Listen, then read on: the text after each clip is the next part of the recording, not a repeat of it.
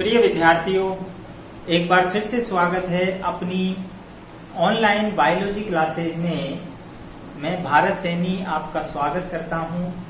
और जैसा कि हम देख रहे हैं, आप लगातार वीडियो देख रहे हैं, मैं सभी स्टूडेंट से कहना चाहूंगा, एपीएस जो अपने एसवीएम स्कूल के विद्यार्थी हैं, उनको मैं खास तौर से कहना चाहूंगा कि जो 11th और 12th के स्टूडेंट्स हैं, उन दोनों के लिए ये वीडियो बहुत ही महत्वपूर्ण है, दोनों के सिलेबस में है।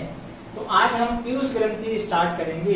पीयूष ग्रंथि में हम देखते हैं कि सबसे पहले हम बात करते हैं, इसे हम प्रधान ग्रंथि भी कहते हैं।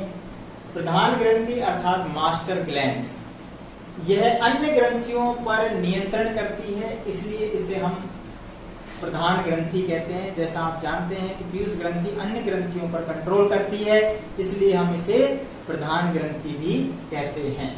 दूसरा, हाइपोफाइसिस भी इसे कहते हैं, क्योंकि ये हाइपोथैलेमस के नीचे स्थित होती है। जैसा हम देख रहे हैं कि इस डायग्राम के नीचे यहाँ हाइपोथैलेमस होता है, और इसके नीचे आप देख रहे हैं कि ये पीयूष ग्रंथि है, एक व्रंत से लटकी होती है, इसलिए इसे हाइपोफाइसिस भी कहते हैं। अगर हम उद्भव की बात करें तो एक्टोडर्मल है, जैसा आपको पहले भी बताया था पिछली वीडियोस में। रंग लाल होता है और लगभग इसका वेट 0.5 ग्राम होता है। ये मटर के दाने के आकार की होती है, और इसकी स्थिति की अगर हम बात करें तो स्फीनॉइड अस्थि, जो हमारा मस्तिष्क होता है, ब्रेन, उसमें स्फीनॉइड एक बोन होती है। उस बोन की सेला टर्सिका एक गुहा यानी खांच गड्ढा होता है।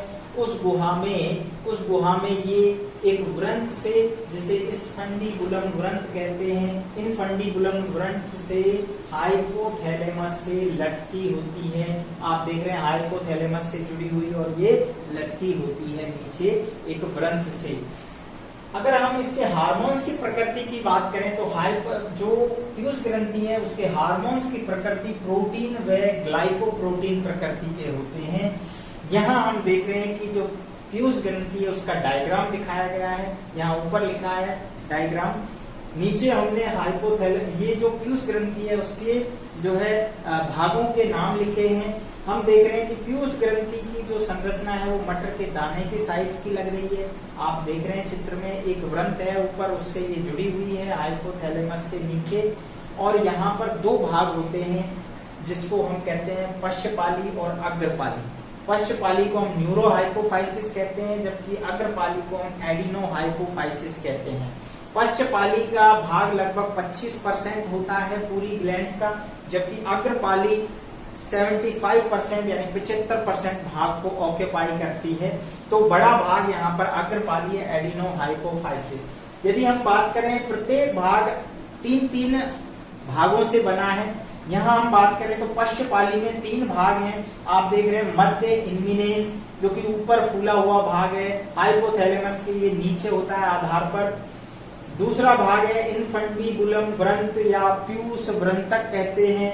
ये जो भाग है यहाँ पर आप देख रहे हैं स्टॉक होता है, जिससे पीयूष ग्रंथि लटकी होती है, हाइपोथैलेमस से जुड़ी होती है। और तीसरा भाग आप देख रहे हैं पार्स नर्वोसा।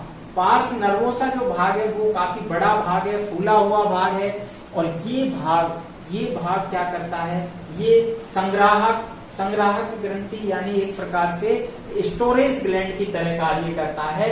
और इसमें वास्तव में आप देख रहे हैं, ये चित्र में दिखाया मैंने, ये नर्व्स दिख रही हैं। नर्व्स वास्तव में हाइपोथैलेमस में हार्मोन बनते हैं, जिन्हें हम न्यूरो हार्मोन कहते हैं, बनते हाइपोथैलेमस में है, जबकि स्टोर कहां पर होते हैं, पार्स नर्वोसा, इसलिए इसे नर्व हार्मोन्स या न्यूरो हार्मोन्स भी कहते हैं। कौन कौन से हार्मोन यहाँ स्टोर होते हैं? इसमें 2 हार्मोन स्रावित होते हैं, जो कि अपन कहते हैं पश्चपाली से स्रावित हार्मोन है। पीयूष ग्रंथि की पश्चपाली से 2 हार्मोन, एडीएच एंटी डायूरेटिक और वैसोप्रोसिन, या हम कहते हैं दूसरा हार्मोन ऑक्सीटोसिन या पिटोसिन स्रावित होते हैं।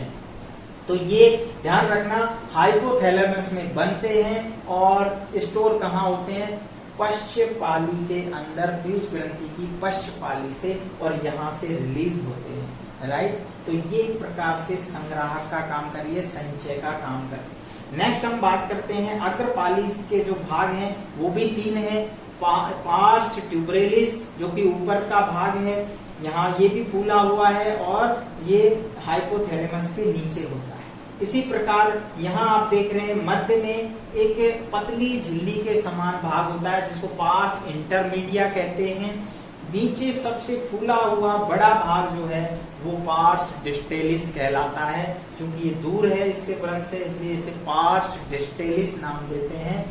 ये काफी बड़ा भाग है और यहाँ पर इससे स्रावित हार्मोन्स जो हैं उनको हम यहाँ देख रहे हैं कि अग्रपाली से और पश्चपाली से जो स्रावित हार्मोन हैं, पीयूष ग्रंथि से लगभग जो है यहाँ पर 2 हार्मोन न्यूरोहाइपोफाइसिस से स्रावित होते हैं यानी पश्चपाली से, जबकि अग्रपाली से जो हार्मोन स्रावित होते हैं वो 6 हार्मोन स्रावित होते हैं।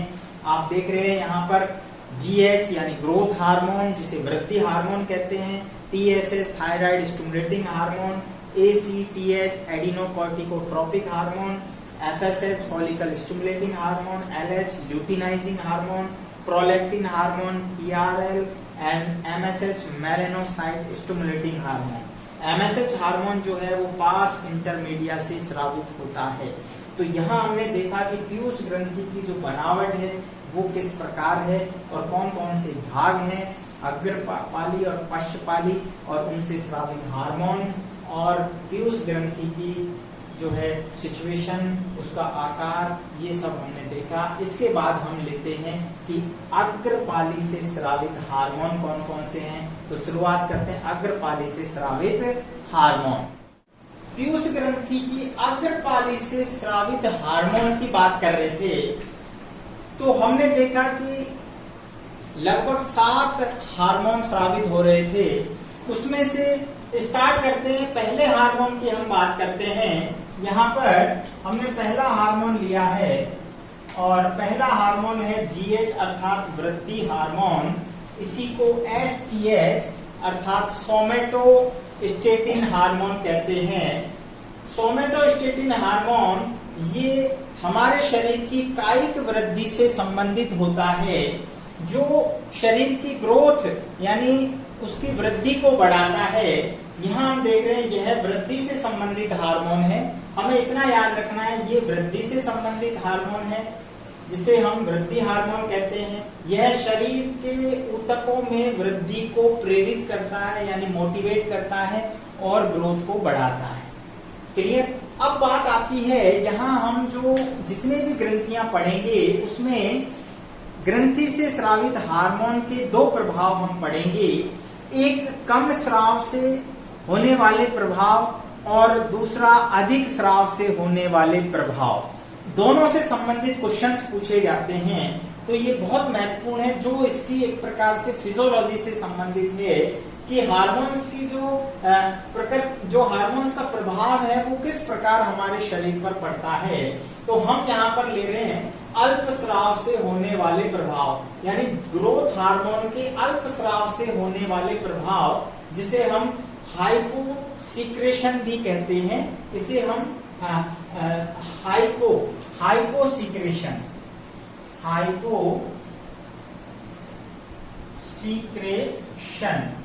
क्लियर। तो हाइपोसिक्रेशन से होने वाले प्रभाव क्या हैं? तो यदि वृद्धि हार्मोन कम स्रावित होता है तो यहाँ पर 2 अलग अलग आपको देख रहे हैं रोग होते हैं। पहला है बौनापन। ये एक प्रकार से हम देखते हैं बच्चों के अंदर यदि ग्रोथ हार्मोन कम स्रावित होता है तो ग्रोथ हार्मोन कम स्रावित होने से उनके ऊतकों में ग्रोथ कम होती है, उनकी बोन छोटी रह जाती है।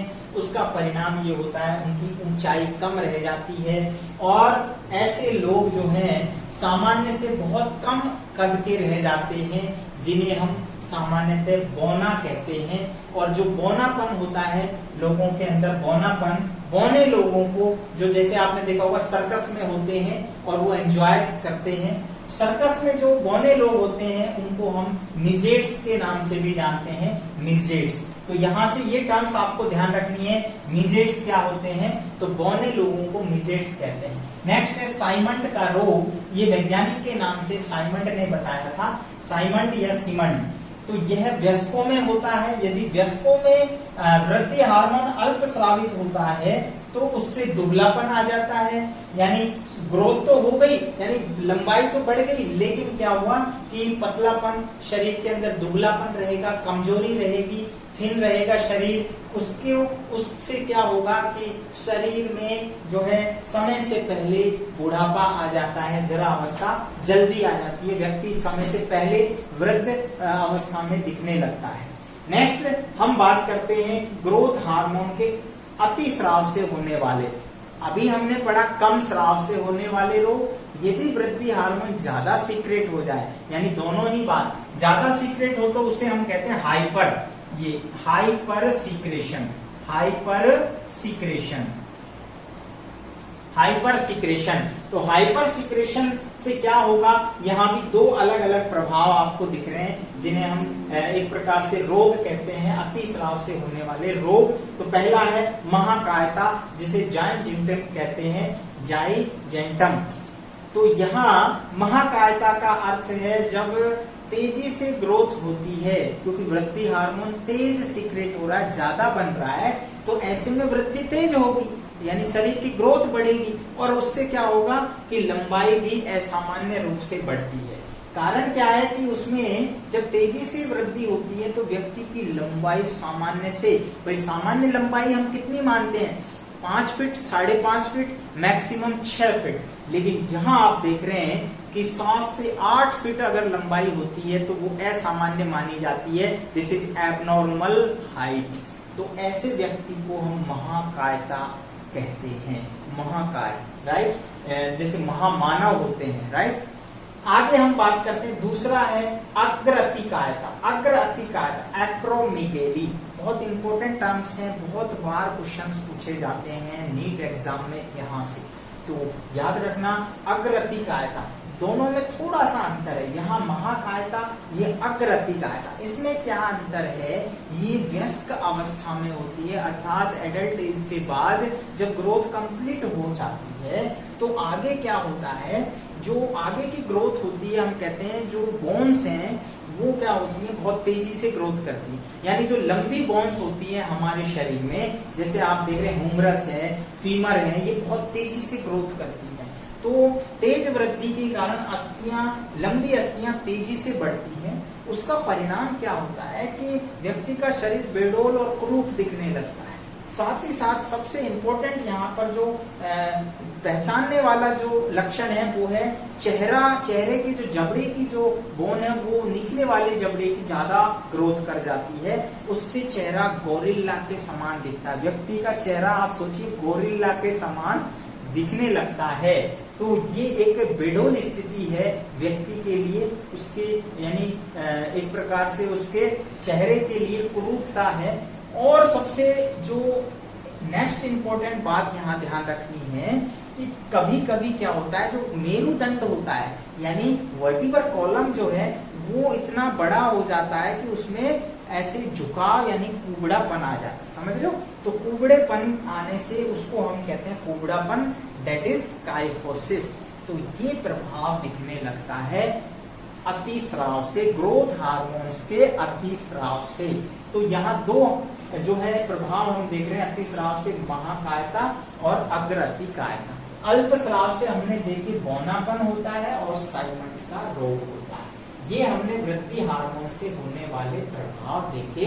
अग्रपाली से स्रावित अन्य हार्मोन्स को हम नेक्स्ट वीडियो में लेंगे, क्योंकि वीडियो बड़ा होगा। तो देखते रहिए लगातार अपनी जो है ऑनलाइन क्लास।